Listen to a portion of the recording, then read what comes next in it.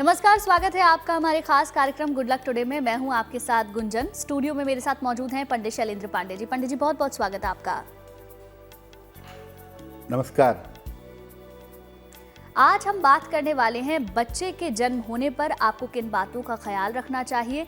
कई बार जब बच्चा हमारे घर में जन्म लेता है तो हम कई चीज़ों को नज़रअंदाज कर देते हैं जिसका बुरा असर बच्चे के भविष्य पर पड़ता है। आज उन्हीं बातों पर हम करेंगे चर्चा, लेकिन सबसे पहले जान लेते हैं गुड लक मंत्र।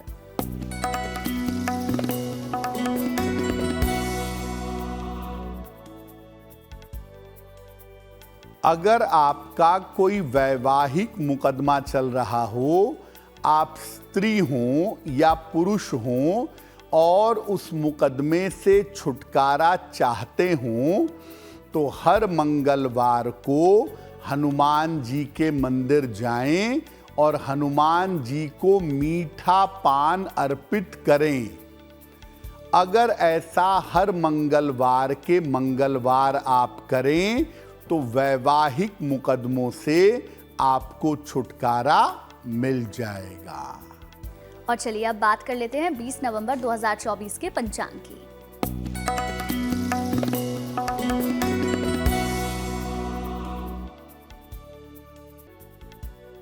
दिनांक 20 नवंबर 2024, दिन बुधवार, तिथि है मार्गशीर्ष कृष्ण पक्ष की पंचमी तिथि, शाम के 4:49 तक। नक्षत्र है पुनर्वसु नक्षत्र, दोपहर 2:50 तक। चंद्रमा मिथुन राशि में संचरण कर रहे हैं। प्रातः काल 8:47 तक। राहु काल का समय दोपहर 12 बजे से 1:30 तक।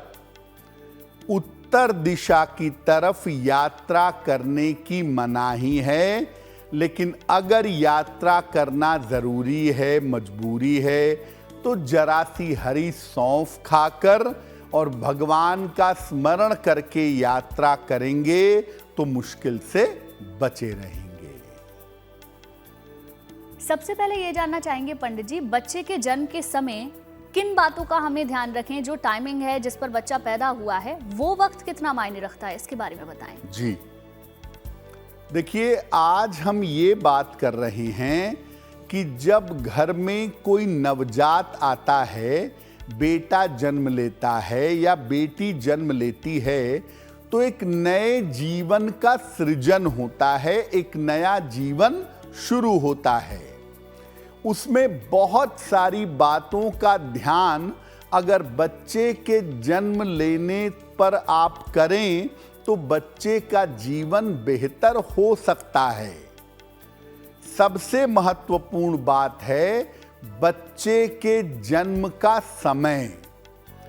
किस समय आपके बच्चे ने जन्म लिया है, ये बहुत इंपॉर्टेंट है। देखिए, सामान्य स्थितियों में किसी बच्चे के जन्म का समय आप डिसाइड नहीं कर सकते। सामान्यतः ऐसा संभव नहीं है। लेकिन अब क्या होता है कि जिन महिलाओं को सर्जरी करानी होती है, वो कभी कभी ज्योतिषियों से सलाह लेती हैं टाइम और डेट के लिए। तो अगर ऐसा अवसर है आपके पास तो सोच समझकर समय का चुनाव करना चाहिए। किसी बच्चे का जन्म अगर मध्य दोपहर में हो, अभिजित मुहूर्त होता है उस समय, या मध्य रात्रि में हो, उस समय भी अभिजित मुहूर्त होता है, उसको सबसे ज्यादा उत्तम माना जाता है। जब सूर्य अस्त हो रहा हो, उस समय का जन्म बच्चे के लिए कदापि अच्छा नहीं होता। जिन बच्चों का जन्म सूर्यास्त के समय होता है, आप अवश्य देखिएगा कि उनको जीवन भर उतार चढ़ाव झेलना पड़ता है और स्वास्थ्य की समस्याएं उनके साथ लगी रहती हैं। जब सूर्यास्त का जन्म होगा तो सूर्य आ जाएगा सप्तम भाव में। सप्तम भाव काल पुरुष की तुला राशि है और वहां पर सूर्य सर्वाधिक कमजोर होता है। इसीलिए अब आपके हाथ में देखिए ज्यादा कुछ होता नहीं है।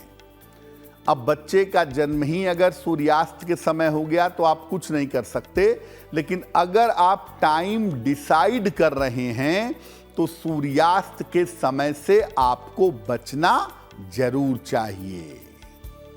चलिए अब बात दैनिक भाग्यफल की भी कर लेते हैं। तो सबसे पहले जानते हैं मेष, वृष और मिथुन राशि का दैनिक भाग्यफल।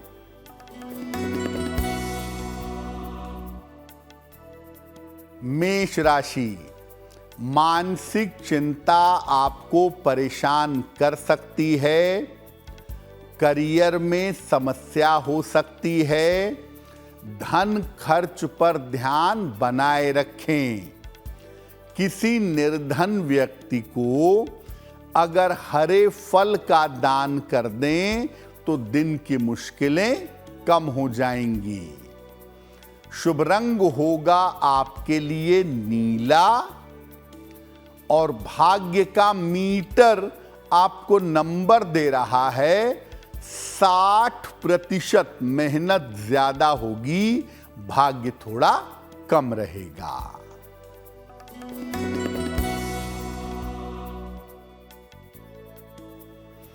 वृषभ राशि, खूब दौड़ भाग आपको करनी पड़ेगी। धन लाभ के योग आपके लिए बन रहे हैं। रिश्तों की समस्या आपकी हल होगी। खाने पीने की वस्तु का दान कर दें तो दिन बेहतर होगा। शुभ रंग होगा आपके लिए आसमानी और भाग्य का मीटर आपको नंबर दे रहा है 75%। उत्तम भाग्य आपके साथ बना हुआ है।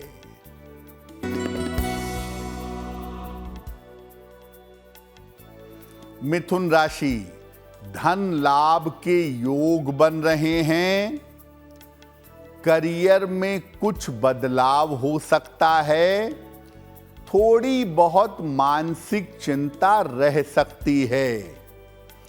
किसी निर्धन व्यक्ति को अगर धन का दान कर दें तो दिन बेहतर होगा। शुभ रंग आपके लिए होगा पीला और भाग्य का मीटर नंबर दे रहा है 70%। उत्तम भाग्य आपके साथ बना हुआ है। पंडित जी, क्या बच्चे के जन्म का नक्षत्र भी जरूरी होता है और इसको हम कैसे समझ सकते हैं, इसके बारे में बताएं। पहले हमने ये जाना कि बच्चे का जन्म समय कितना ज्यादा इंपॉर्टेंट होता है।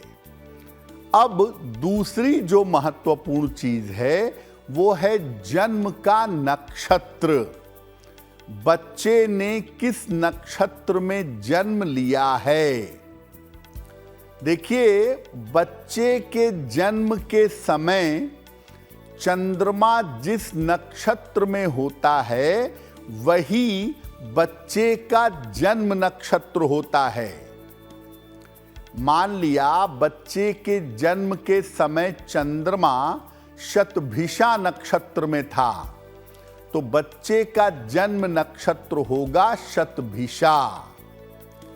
अगर बच्चे का जन्म मूल नक्षत्र में हुआ है, अश्विनी में हुआ, अश्लेषा में हुआ, मघा में हुआ, ज्येष्ठा में हुआ, मूल में हुआ या रेवती में हुआ, 6 मूल संज्ञक नक्षत्र हैं। अगर इसमें किसी में भी जन्म हुआ है तो विशेष सावधानी रखनी होगी। मूल नक्षत्र में होने पर बच्चे का स्वास्थ्य सेंसिटिव हो जाएगा और अगर ध्यान न दिया जाए तो आगे चल करके उसके मानसिक स्थिति में समस्या आ सकती है। ऐसी स्थिति में तुरंत जन्म लेने के 27 दिन बाद वही नक्षत्र आता है, तुरंत उस मूल नक्षत्र की शांति करवानी चाहिए।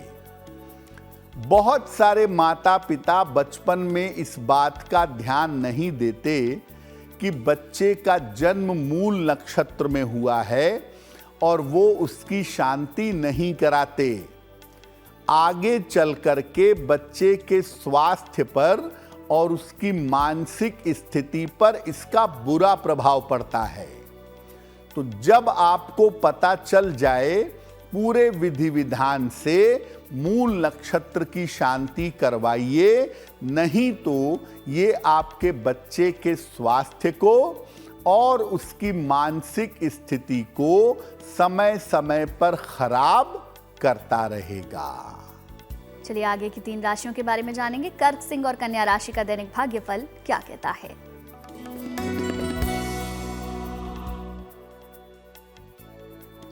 कर्क राशि, करियर में आपके सुधार होता दिख रहा है। करियर थोड़ा बेहतर होगा। धन लाभ के योग बन रहे हैं। पारिवारिक जीवन में आपके सुधार होगा। भगवान गणेश की अगर उपासना करें तो दिन बेहतर होगा। शुभ रंग होगा आपके लिए लाल और भाग्य का मीटर आपको नंबर दे रहा है 90%। सबसे ज्यादा भाग्य आपके साथ बना हुआ है।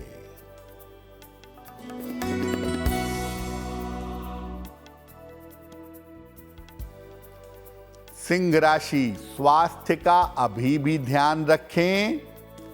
करियर में लापरवाही न करें।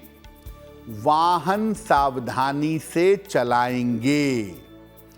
किसी निर्धन व्यक्ति को अगर हरे फल का दान कर दें तो दिन की मुश्किलें कम हो जाएंगी।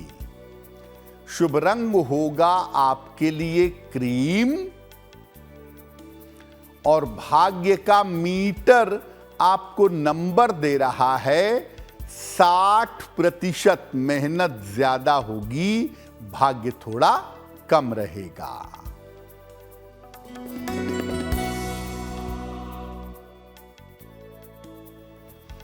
कन्या राशि, धन लाभ के योग बन रहे हैं। परिवार में आपके व्यस्तता रहेगी। रुके हुए काम आपके पूरे होंगे।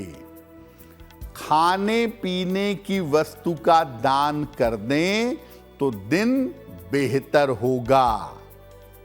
शुभ रंग होगा आपके लिए हरा और भाग्य का मीटर आपको नंबर दे रहा है 85%। बेहतरीन भाग्य आपके साथ बना हुआ है।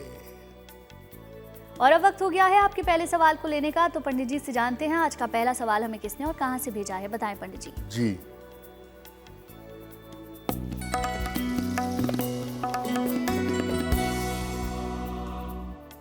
आज का पहला प्रश्न मैं लूं उससे पहले आपसे निवेदन कर दूं कि आप हमें बहुत सारे महत्वपूर्ण प्रश्न भेजते हैं जिनका उत्तर देना बहुत जरूरी होता है, लेकिन आप उसमें जन्म की तारीख, जन्म का समय, जन्म का स्थान ठीक से नहीं लिखते।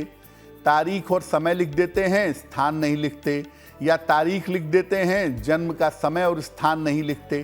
तो देखिए, अगर आप चाहते हैं कि हम आपके प्रश्नों का उत्तर दें तो आप अपनी जन्म की तारीख, जन्म का समय, जन्म का स्थान ठीक से लिखिए और ठीक से अपना प्रश्न लिखिए। हम पूरी कोशिश करते हैं कि जो महत्वपूर्ण प्रश्न हैं आपके, उनके उत्तर जरूर दिए जाएं। आज का पहला प्रश्न मोहन श्याम शर्मा जी ने हमें लिखा है। मथुरा से लिखते हैं 19 नवंबर 2003 का जन्म है, दोपहर के 12:30, कोसी कला, मथुरा। ये कह रहे हैं कि मैं बीटेक कर रहा हूं और गेट की तैयारी भी कर रहा हूं, क्या मुझे गेट की परीक्षा में सफलता मिलेगी? मोहन जी, आपकी कुंडली के हिसाब से अभी उसमें लगभग 2 वर्षों का समय लगेगा। 2026 में अगर आप गेट की परीक्षा देते हैं तो उसमें आपके सफलता की संभावनाएं अच्छी हैं। 2026 में आप सफल जरूर होंगे और ये संभावना भी बनती है कि किसी पीएसयू में आपको गवर्नमेंट जॉब मिल जानी चाहिए। सिर्फ आपको अपनी एकाग्रता बढ़ाने का प्रयत्न करना होगा और इसके लिए एक पन्ना बनवा करके पहन लें।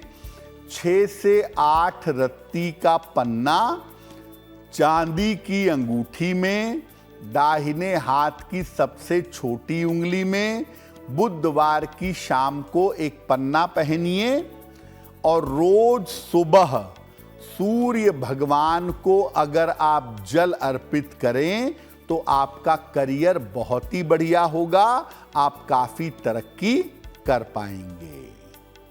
और अब दूसरा सवाल लें, उससे पहले आपके लिए ज़रूरी जानकारी ये है कि अगर आपका कोई सवाल है, आप उसे पंडित जी से पूछना चाहते हैं तो आप हमें मेल लिख सकते हैं। हमारी ईमेल आईडी आपकी टेलीविजन स्क्रीन पर फ्लैश हो रही है। बताएं पंडित जी, आज का दूसरा सवाल किसने भेजा है? जी,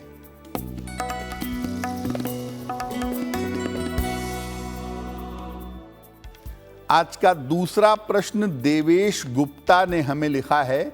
लखनऊ से लिखते हैं देवेश जी।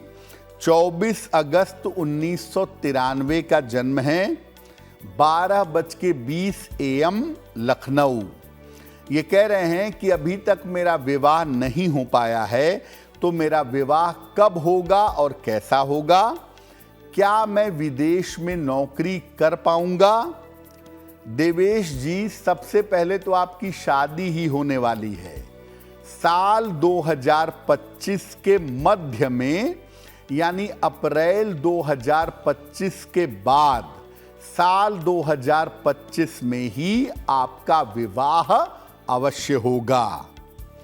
दूसरी बात यह है कि विदेश जाने की न तो कोई संभावना है और न मैं ऐसी कोई सलाह दूंगा। मेरा कहना सिर्फ इतना है कि अगर आप अपने जन्म स्थान से लखनऊ से बाहर निकल करके नौकरी के लिए प्रयत्न करें तो लखनऊ से दूर जा करके आपको सफलता जल्दी मिलेगी। एक ओपल बनवा के पहने, 10-12 रत्ती का ओपल चांदी की अंगूठी में, दाहिने हाथ की तर्जनी उंगली में। शुक्रवार की शाम को एक ओपल पहन लें। रोज सुबह और रोज शाम एक बार हनुमान चालीसा का पाठ करें ताकि किसी भी तरह की दुर्घटना से या किसी भी तरह के स्वास्थ्य की समस्या से आप बच सकें। पंडित जी, बच्चे का चंद्रमा कितना ज्यादा महत्वपूर्ण होता है और इस पर कैसे विचार करें, इसके बारे में बताएं। तो देखिए, बच्चे के जन्म का समय बहुत महत्वपूर्ण है। बच्चे के जन्म का नक्षत्र बहुत महत्वपूर्ण है और बच्चे का चंद्रमा भी बड़ा महत्वपूर्ण है, बहुत इंपॉर्टेंट है, क्योंकि किसी भी बच्चे का जो एक्चुअल बचपन है वो चंद्रमा के प्रभाव में ही बीतता है। बच्चे के चंद्रमा से बचपन में उसका आयु का मामला, उसकी उम्र कितनी होगी और उसका स्वास्थ्य बचपन में कैसा रहेगा, ये निर्धारित होता है।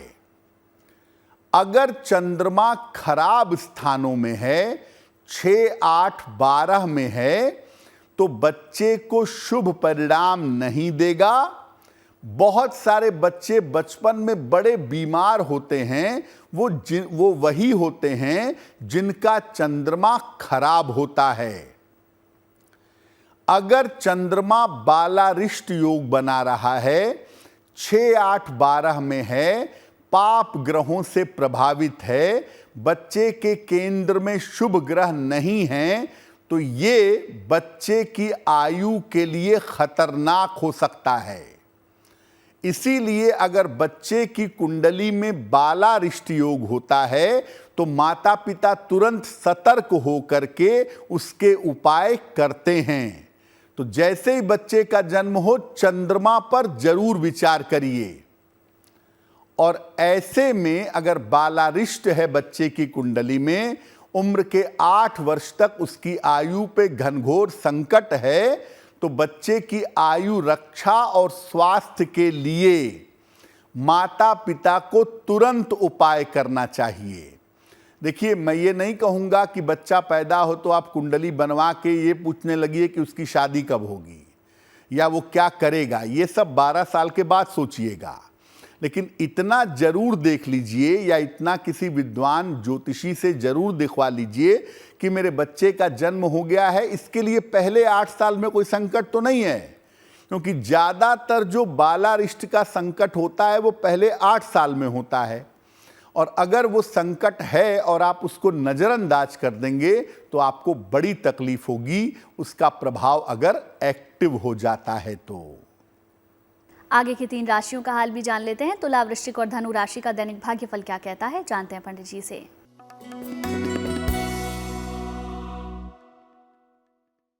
तुला राशि, काम की स्थिति में आपके थोड़ा सा बेटरमेंट, सुधार होता दिख रहा है।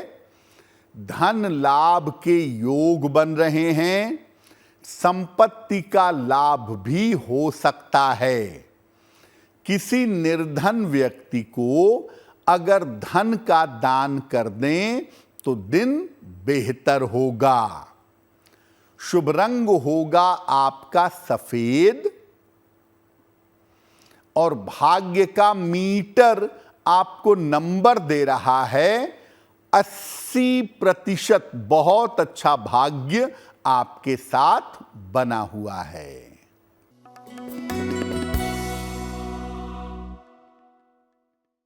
वृश्चिक राशि, चिंताएं कम होती जाएंगी। करियर में सफलता मिलेगी। व्यर्थ की दौड़ भाग आपकी रह सकती है। भगवान गणेश की अगर उपासना करें तो दिन बेहतर होगा। शुभ रंग होगा आपके लिए लाल और भाग्य का मीटर आपको नंबर दे रहा है 70%। मध्यम भाग्य आपके साथ बना हुआ है।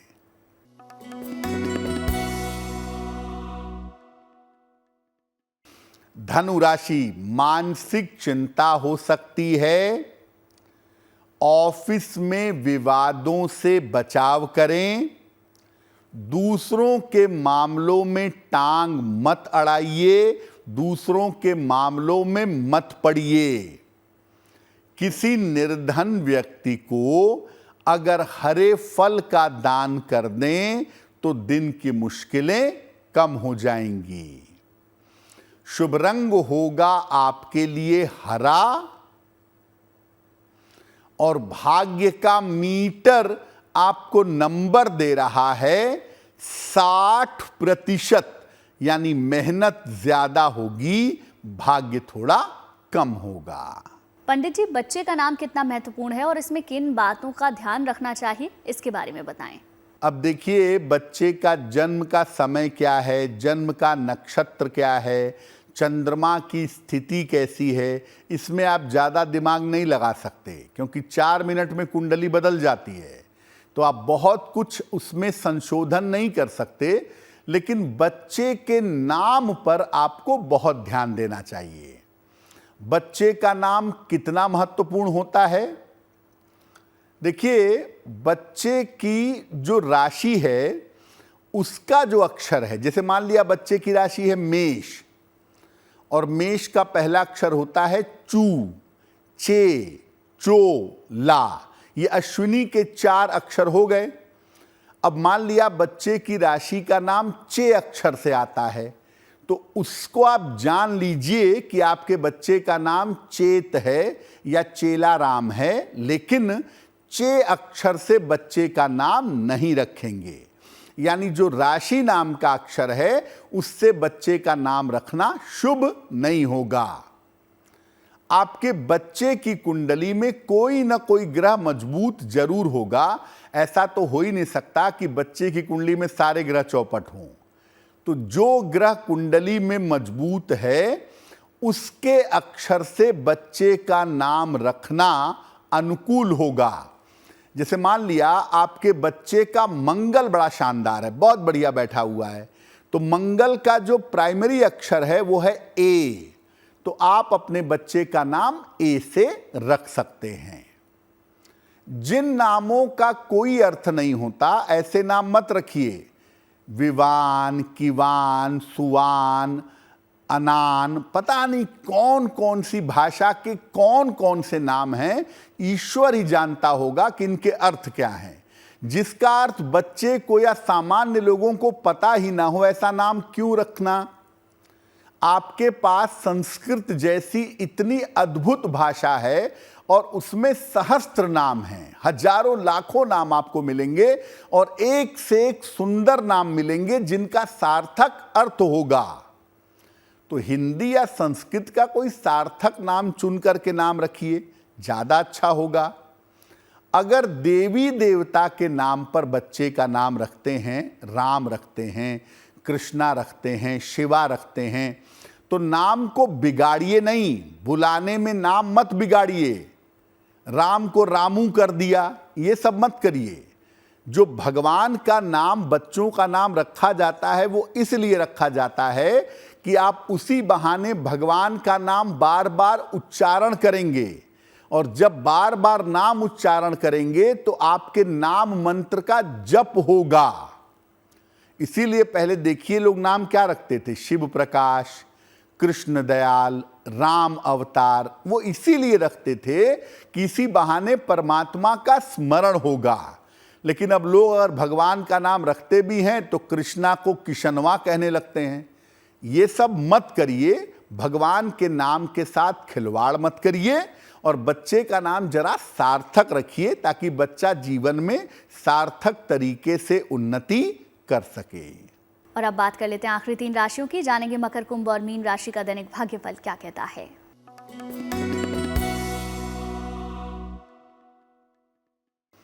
मकर राशि, स्वास्थ्य अच्छा होता जाएगा। सेहत को लेके जो परेशानियां थीं वो कम होंगी आपकी। ऑफिस की स्थिति में सुधार होगा और रुका हुआ धन भी आपको प्राप्त होगा। खाने पीने की वस्तु का अगर दान कर दें तो दिन बेहतर होगा। शुभ रंग होगा आपके लिए गुलाबी और भाग्य का मीटर आपको नंबर दे रहा है 75%। उत्तम भाग्य आपके साथ बना हुआ है।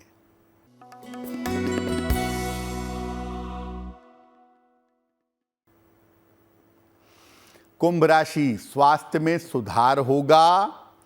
आर्थिक स्थिति अच्छी रहेगी। करियर में सफलता मिलेगी। किसी निर्धन व्यक्ति को अगर धन का दान कर दें तो दिन बेहतर होगा। शुभ रंग होगा आपके लिए नारंगी और भाग्य का मीटर आपको नंबर दे रहा है 75%। उत्तम भाग्य आपके साथ बना हुआ है।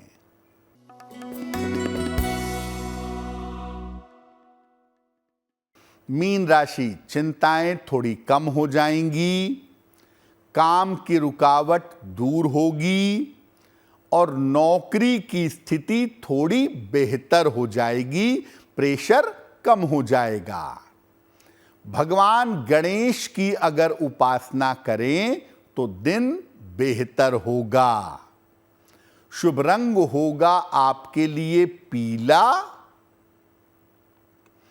और भाग्य का मीटर आपको नंबर दे रहा है 70% मध्यम भाग्य आपके साथ बना हुआ है। वक्त हो गया है आपके तीसरे सवाल को लेने का, तो पंडित जी से जानते हैं आज का तीसरा सवाल हमें किसने और कहां से भेजा है, बताएं पंडित जी। जी,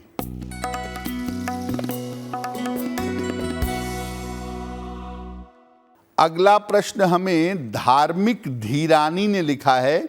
धार्मिक जी अहमदाबाद से मेल लिखते हैं। 11 अगस्त सन 2000 का जन्म है, 12:45 दोपहर में अहमदाबाद। ये कह रहे हैं कि मैंने MBA किया है, फिलहाल मैं एक प्राइवेट नौकरी कर रहा हूँ, क्या मैं भविष्य में गवर्नमेंट जॉब में जा सकता हूँ, क्या संभावना है?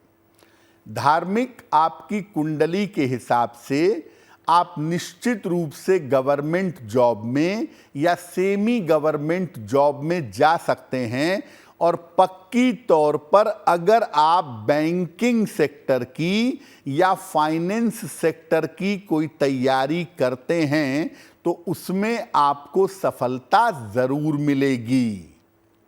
दूसरी बात यह है कि आप तैयारी जारी रखिए, साल 2026-27 में आपको सफलता मिलेगी। तो आप नौकरी के साथ पैरेलल अपने गवर्नमेंट जॉब की तैयारी करते रहिए।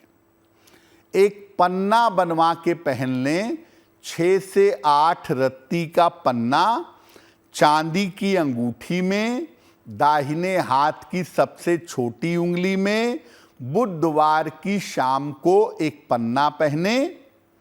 रोज सुबह सूर्य भगवान को जल चढ़ाएं और सूर्य देव से कृपा की प्रार्थना करें, आपको लाभ होगा।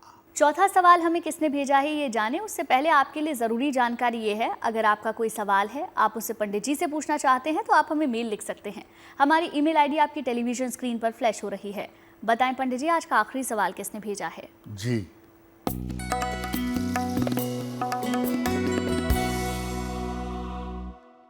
आज का अंतिम प्रश्न आकांक्षा जायसवाल ने हमें लिखा है। प्रयागराज से लिखती हैं, 10 सितंबर 1999 का जन्म है, 2:35 दोपहर में प्रयागराज। ये पूछ रही हैं मेरा विवाह कब होगा, कैसा होगा। मैं एक नौकरी करती थी, मेरी नौकरी छूट गई है, तो मुझे दूसरी नौकरी कब मिलेगी। आकांक्षा, आपकी कुल जो उम्र है वो 25 साल हुई है। जब आप 27 साल पूरे करेंगी 2026 में सितंबर में, तो 2026 के अंत में आपका विवाह हो जाएगा।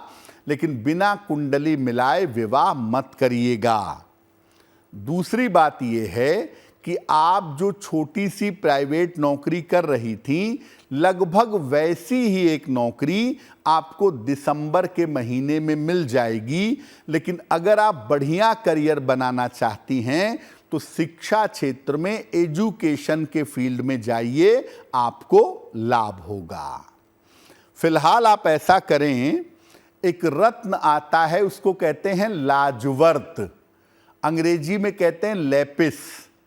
तो एक लाजवर्त बनवा लीजिए, 6 से 8 रत्ती का, चांदी के लॉकेट में, काले धागे में या चांदी की चेन में, शनिवार की रात को अपने गले में पहन लीजिए। रोज शाम को 108 बार ओम शं शनैश्चराय नमः इस मंत्र का जप करिए, आपको लाभ अवश्य होगा। और चलिए अब बात उनकी करते हैं जिनका जन्मदिन 20 नवंबर को आता है। उनका ये पूरा साल कैसा रहेगा, जानते हैं पंडित जी से।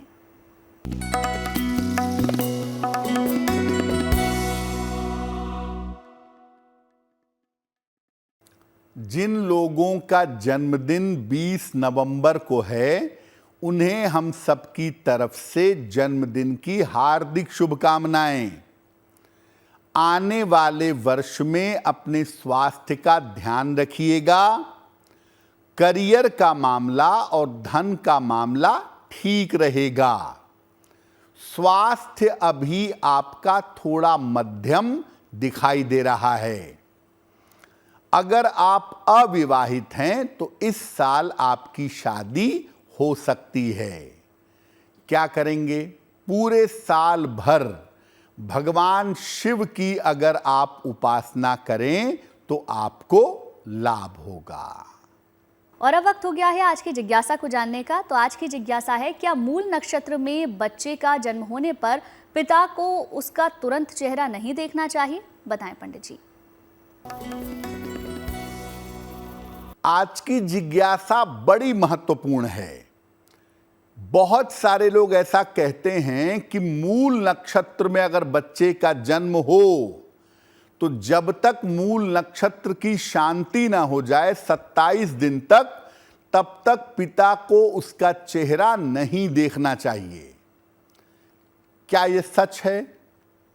देखिए, कुल मिला के 6 मूल नक्षत्र हैं।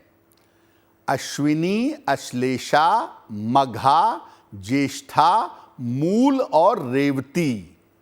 हर नक्षत्र में ये बात लागू नहीं होती। ज्यादातर अश्विनी नक्षत्र में और अश्लेषा नक्षत्र के साथ ये बात लागू हो सकती है। लेकिन ऐसी स्थिति में अगर अश्विनी या श्लेषा में बच्चे का जन्म है तो पिता विशेष उपाय करके अपने बच्चे का मुख पहले भी देख सकते हैं। ज्यादातर अश्विनी अश्लेषा में ऐसा कहा जाता है, बाकी मूल नक्षत्रों में पिता वाला फैक्टर इतना इंपॉर्टेंट नहीं होता। और अब बात कर लेते हैं 20 नवंबर 2024 के शुभ पहर की। बात करते हैं शुभ पहर की। दिनांक 20 नवंबर 2024 दिन बुधवार। शुभ पहर का समय होगा शाम को 7:30 से रात के 9 बजे तक। इस समय में गणपति की, गणेश जी की कपूर से आरती करिएगा। आपके काम में जो बाधा चली आ रही है, ये बाधा दूर होगी। लेकिन करेंगे शुभ पहर में ही। 20 नवंबर बुधवार शाम को 7:30 से रात के 9 बजे के बीच में। और अब पंडित जी से जान लेते हैं आज की गुड लक राशि के बारे में।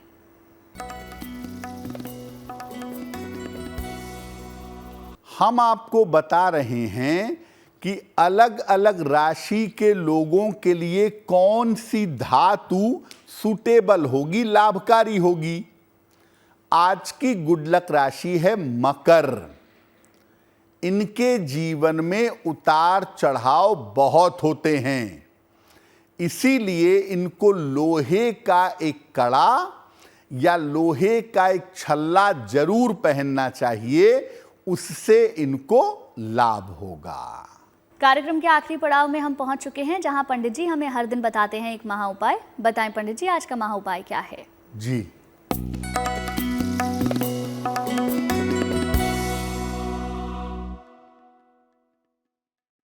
आज के महा उपाय में आपको बताते हैं कि अगर आपको बार बार अपने मित्रों से धोखा मिलता हो तो आप क्या करेंगे? रोज सवेरे सूर्य भगवान को जल जरूर अर्पित करिएगा। सुबह और शाम दोनों समय शांति से बैठकर, प्रेम से बैठकर हनुमान चालीसा का पाठ करिएगा। और हर मंगलवार को गुड़ का दान करिएगा। अगर आप ऐसा नियमित रूप से करें तो किसी भी तरह के धोखे से सुरक्षित बने रहेंगे। पंडित जी, बहुत बहुत शुक्रिया आपका तमाम जानकारी और महा उपाय बताने के लिए। धन्यवाद। चलिए, फिर होगी आपसे मुलाकात आपके इस खास कार्यक्रम में, लेकिन अच्छी खबरों के लिए आप देखते रहिए गुड न्यूज़ टुडे।